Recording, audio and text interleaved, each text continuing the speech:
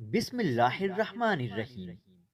جب ہماری شادی ہوئی تو ارشد صاحب شروع میں کچھ لحاظ میں رہے، یعنی کہ گھر آ کر پسینے سے بھرے ہوئے کپڑے بدلتے اور صاف ستھرا لباس پہن کر بیوی کے سامنے آتے۔ لیکن جیسے ہی دن گزرتے گئے وہ اپنی پرانی عادات پر واپس آ گئے۔ ان کی کتابوں کی دکان تھی، ہول سیل کا کام کرتے تھے، دو ملازم بھی رکھے ہوئے تھے، لیکن خود بھی ان کو کافی بھاگ دوڑ کرنا پڑتی۔ دکان میں ابھی اے سی نہیں لگا تھا، آج کل سکولوں میں داخلے کا سیزن تھا، سارا دن گاہکوں کا رش لگا رہتا۔ رات کے 9 بجے جب ارشد صاحب گھر میں داخل ہوتے تو انہیں صرف گرم گرم کھانے اور آرام دہ بستر کی طلب ہوتی۔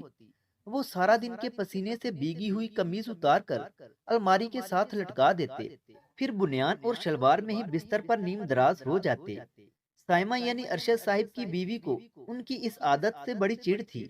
وہ اکثر کہتی رہتی کہ کم از کم بنیان ہی بدل لیا کریں، سامنے الماری میں دھلی ہوئی رکھی ہوتی ہے۔ ارشد صاحب کو سائمہ کے الفاظ پر اندر ہی اندر واقعی شرمندگی ہوتی، لیکن وہ ان مردوں میں سے تھے جو بیوی کے سامنے اپنی غلطی ماننا جرم سمجھتے تھے۔ ازار بند کو سنبھالتے ہوئے وہ بازوؤں کے نیچے سے پیلی ہوتی ہوئی اپنی بنیان پر ایک طائرانہ نظر ڈالتے اور بڑی ڈٹائی سے کہتے، تم جاہل کیا سمجھو گی، یہ ہماری خاندانی روایت ہے، ہم نے تو اپنے ابا کو گھر میں ہمیشہ انہی کپڑوں میں دیکھا ہے۔ ہفتے مہینوں اور مہینے سالوں میں ڈلتے گئے۔ ارشد صاحب کے دونوں بچے اب بڑے ہو گئے تھے، انہوں نے بھی اپنے ابا کے پسینے سے بری ہوئی بنیان اور شلوار کے سامنے جولتے ازار بند کے ساتھ سمجھوتا کر لیا تھا۔ لیکن سائمہ، کیا اس نے سمجھوتا کر لیا تھا؟ شاید نہیں۔ یہ چند مہینے پہلے کی بات ہے جب سائمہ کے پڑوس میں رہنے والے پٹھانوں نے اپنا گھر خالی کیا اور پشاور چلے گئے۔ ان کے جانے کے کچھ دن بعد ہی گھر کرائے پر لگ گیا۔ نئے پڑوسی آئے تو سائمہ نے سوچا کہ ان کو سلام دعا کر رہا ہوں۔ اگلے دن ٹھنڈی مزیدار کھیر کا باؤل پکڑے اس نے بیل بجائی۔ کون؟ ایک مردانہ آواز آئی اور ساتھ ہی دروازہ کھل گیا۔ اگرچہ سائمہ برقع میں تھی لیکن پھر بھی گھبرا کر ایک طرف ہو گئی۔ اتنے میں ان صاحب کی بیوی نادیہ بھی چلی آئی تو سائمہ کی مشکل آسان ہو گئی۔ میں یہ پڑوس سے آئی ہوں، اس نے وہ ٹھنڈا سا باؤل نادیہ کے ہاتھ میں پکڑاتے ہوئے کہا۔ نادیہ اصرار کر کے اسے گھر کے اندر لے آئی، پھر ڈرائنگ روم میں بٹھا کر چلی گئی۔ سائمہ نے ارد گرد کا جائزہ لیا۔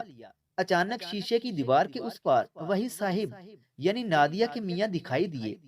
نفیس سا کرتا شلوار، خوبصورت سی چپل پہنے، وہ موبائل پر مصروف تھے۔ ہاتھ میں خوبصورت سی گھڑی تھی، بال بھی بڑے سلیقے سے بنائے گئے تھے۔ شاید یہ لوگ کہیں جا رہے تھے، میں ایسے ہی آ گئی، سائمہ نے کچھ شرمندگی سے سوچا۔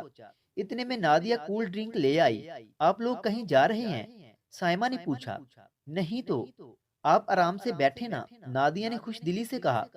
اچھا پھر کسی شادی سے آ رہے ہیں؟ اب کی بار سائمہ نے یقین سے کہا۔ نادیہ نے ایک نظر اپنے شوہر پر ڈالی اور پھر ہنس پڑی۔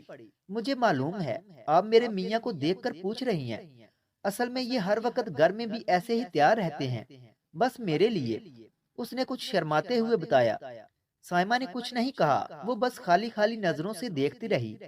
تھوڑی دیر بعد اس نے نادیہ کو خدا حافظ کہا اور اپنے گھر چلی آئی، جہاں میلا کچیلا سا بنیان شلوار میں ملبوس ایک شخص اس کا انتظار کر رہا تھا۔